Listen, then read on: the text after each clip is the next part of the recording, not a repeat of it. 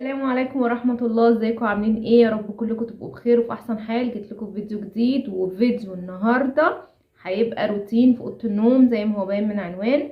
لو لسه مشتركتيش اشتركي، فعلي زر الجرس وحطي لايك واكتبي لي كومنت قمر زي كده، او حطي ديسلايك عادي جدا. النهارده هيبقى فيديو ظريف كده خفيف، مش هنطول على بعض. هوريكم الحاجات اللي بعملها، التريكات اللي بعملها كل يوم في الاوضه، او مثلا كل 3 ايام عشان الاوضه تفضل نظيفه وزي الفل. وهقول لكم شويه نصايح كده، وان شاء الله يومين كده وهعمل لكم فيديو ازاي نعمل طريقه الحواجب في البيت بدل ميكرو بليدنج لانه حرام. فهقول لكم ازاي بجيب صبغه وبعمل حواجبي في البيت، ولا بروح بقى بيوتي سنتر ولا ميكرو بليدنج ولا الكلام ده. المهم، يلا دلوقتي على الفيديو. متنسيش تحطي لايك وتفعلي زر الجرس، تشتركي في القناه. يلا. اهلا اهلا، ازيكم عاملين ايه؟ يا رب كلكم تبقوا بخير. جيت لكم في فيديو جديد، وزي ما شفتوا في المقدمه كده احنا هنروق اوضه النوم النهارده. طبعا ناس كتير هتقولي ايه ده انت عامله اوضه النوم الحيطه سودا؟ اه للاسف عملتها الحيطه سودا مع ان الاوضه اصلا بيضه، بس ما يعني الكلام ده من 5 سنين يا جماعه، فما تدقوش يعني. المهم قلت لازم اصحى كده ايه، اغير الهوا بتاع الاوضه، وعايزه اغير اكياس المخدات. انا كده كده ما كنتش فرشه ملايه اصلا لان يوسف وقع عصير، فما قلت مش مشكله بقى، انا كده كده هغيرهم. فما رضيتش اشيل ايه، شلت الملايه وكده، وقلت خلاص افرش اي حاجه والصبح ابقى اغيرهم يعني وكده. فالروتين ده انا مثلا بعمله كل 3 ايام. يعني كل يوم ممكن اظبط السرير واعدله والكلام ده، وافتح الشباك اهوي الاوضه. لكن مثلا ما بمسحش كل يوم، مفيش حد عاقل هيمسح اوضته كل يوم يعني. بمسح مثلا كل 3 ايام. بغير الملاية او كده كل 4 ايام. ما بحبش انام على الكيس اكتر من 3 4 ايام. كيس المخدة عموما كده كده الملاية مش بيحصل لها حاجة، هو كيس المخدة اللي بيبقى ازمة يعني. ف انتي كل 3 ايام حلو ان انتي تمسحي مسح كده عميق، اللي هو تشيلي السجاد وتمسحي والكلام ده.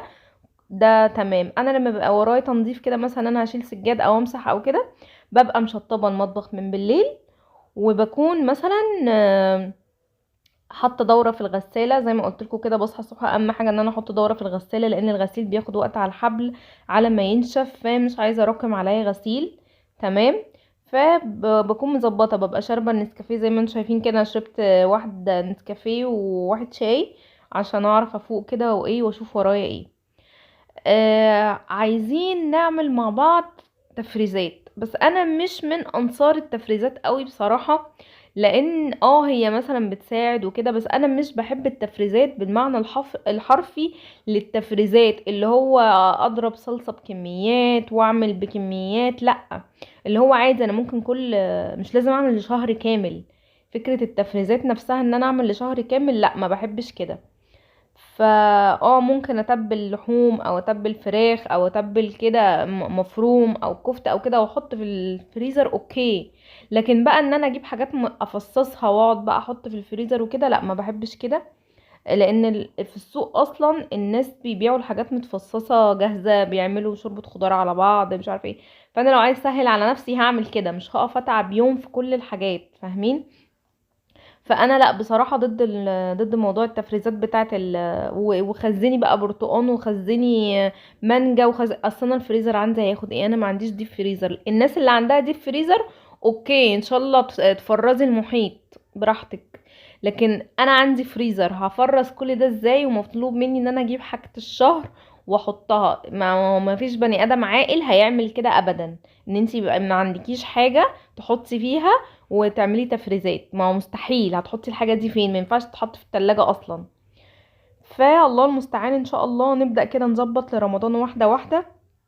انا ان شاء الله ناوية انزل اشتري حاجات كده، ملايات جديدة. انا بصوا انا عندي رمضان زي العيد يعني. رمضان بجيب له ملايات جديدة، ممكن اجيب له مفارش جديدة.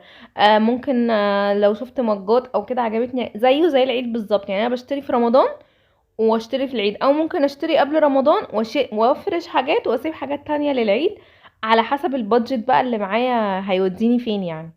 فان شاء الله ربنا يجي علينا كده، لا فاقدين ولا مفقودين بامر الله، ويعود علينا الايام بخير ان شاء الله، وتبقى ايام كلها بركة باذن الله، وكل واحد نفسه في حاجة ربنا يحققها له كده ان شاء الله. المهم هنا بقى ايه، كنت بشيل المفارش من على من على التسريحة عشان عايزة انضفها. انا نفسي بجد افضي حاجات كتير قوي منها، بس انا الحاجات دي كلها والله لو احلف لكم بالله ان الحاجات دي بستخدمها يوميا مش هتصدقوني. والله حتى الميك اب وكده، انا بحب الميك اب اصلا جدا، من الناس اللي بتعشق الميك اب اساسا. فانا بستخدم الروجات دي، ممكن احط روج على روج، ممكن يعني والله بستخدمهم كلهم. الحاجات اللي هي اللي الناحيه التانية بتاعت السكين كير دي بستخدمها كل يوم. البودي سبلاش والحاجات دي كل يوم بستخدم الحاجات دي. فانا ما عنديش امكانيه ان انا ممكن اشيل حاجه اخليها مكان حاجه بصراحه. فمش عارفه بقى اعمل ايه، فسايباهم كده. هنا تقريبا وانا لما كنت بلزق الضوافر من كام يوم وقع جلو على التسريحه، فخلى مفرش من البلاستيك دول يلزقوا يعني. فهحاول اشيلهم كده بالراحه، لان انا بتضايق قوي لما حاجه من حاجتي تبوظ بصراحه يعني. المهم، عايزه اقول لكم حاجه. انا كنت كلمتكم الفيديو اللي فات ان انا عايزه انتظم في صلاه الفجر. الحمد لله الحمد لله النهارده صليت الفجر. واحنا دلوقتي تقريبا الساعه 9 وانا بسجل بمنتج الفيديو يعني. الحمد لله صليت العشاء.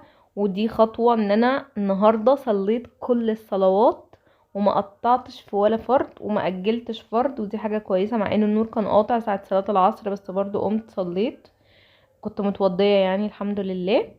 فدي من التحديات اللي انا عايزة اتحداها لنفسي، ان انا اسجل كل يوم ان انا صليت النهاردة كام صلاة، او النهاردة تفوقت على نفسي ومثلا ضفت ان انا اقرا قرآن، ضفت ان انا مثلا بسبح او بقول اذكار، وهكذا. ان شاء الله ربنا يعيننا كلنا جميعا على العبادة. هنا بقى قلت ايه، عايزه انضف التلفزيون. طبعا انا مستحيل اشيل التلفزيون من مكانه، لان انا جوزي حاطه بطريقه معينه، فانا خايفه ان انا لو شلته من مكانه ما اعرفش ارجعه، فبالتالي مش هيشتغل. وانا مستحيل اقعد من غير التلفزيون، مستحيل يعني. بحب اقعد على النت وكل حاجه، بس انا بالنسبه لي التلفزيون حاجه اساسيه. مش ان انا قاعده بتفرج بقى وكده، لا، ان انا في حاجه بتوش جنبي، حاجه شغاله كده جنبي، حد بيتكلم. لان انا مش بحب اقعد في هدوء تام. الهدوء الصامت اللي انا قاعده فيه حاليا ده انا قاعده فيه عشان انا بمنتج الفيديو. لكن انا في العادي لا، ما بحبش اقعد كده، بحب يبقى حواليا دوشه وهيصه وكده. بس فهنا كنت خلصت بقى ولمعت الدنيا، وقلت بقى لازم اشيل السجاد وامسح، لان كان في فتافيت كتير. احنا غالبا قعدتنا هنا انا ويوسف يعني اكتر، قعدتنا هنا. فتلاقي بقى ايه، مطرح جاب اكل، جاب بقسماط، جاب، هو بيعشق الفايش اصلا، فتلاقيه جاب فايش بقى وقاعد ياكل. فالوضع بيبقى مزري يعني.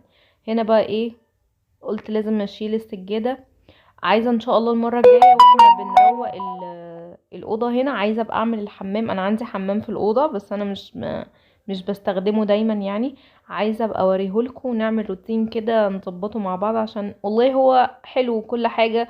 واي واحدة تتمنى يبقى عندها حمام في اوضتها، الا انا والله ما اعرفش ليه. من ساعة ما خدت الشقة وانا معترضة ان هي فيها حمام اصلا. انا مش يعني مش معتقدة ان في حمام في اوضة يعني، ما بصراحة. فتلاقوني طول الوقت قافلاه ومش بستخدمه. ممكن بقى احط فيه حاجات ما بستخدمهاش، عاملاه مخزن يعني.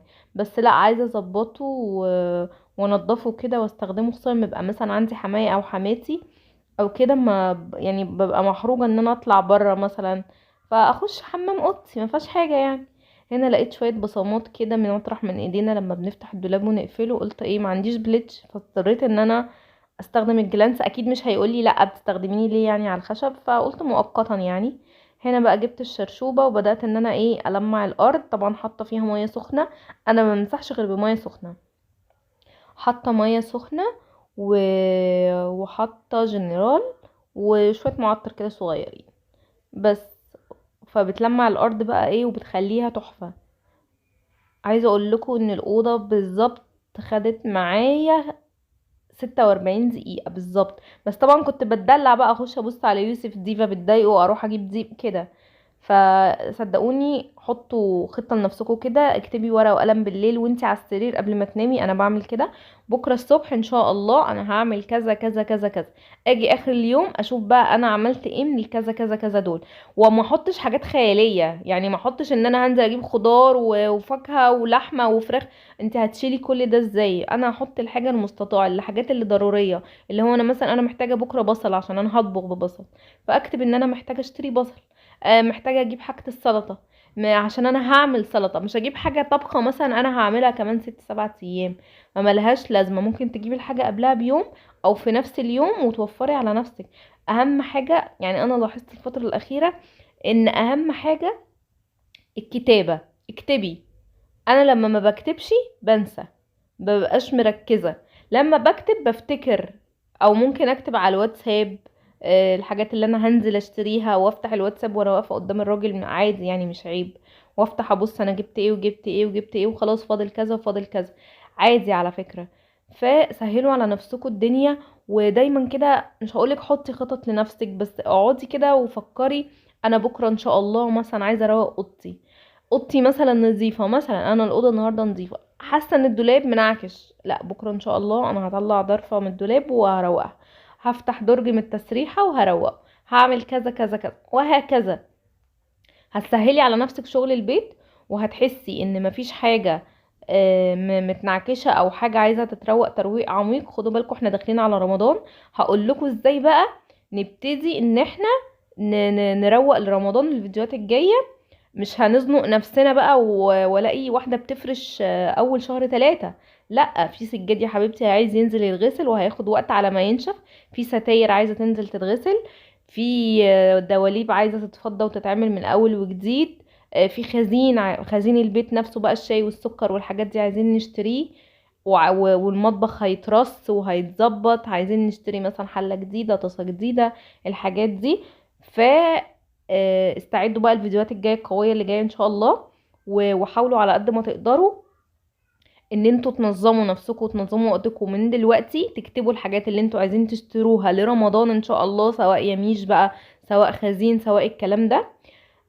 بس كده انا كده خلصت الفيديو. ده كان جولة في الغرفة بعد ما خلصتها. يا رب تكون فيديو كان لطيف خفيف على قلبكم واستفدتوا منه او من كلامي اي حاجة.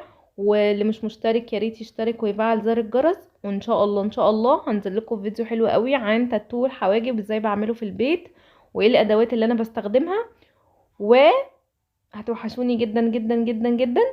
واكتبوا لي بقى كومنتات حلوة زيكم كده، سواء كومنت سلبي او ايجابي. ويلا بقى ايه، اشوفكم على خير، باي باي.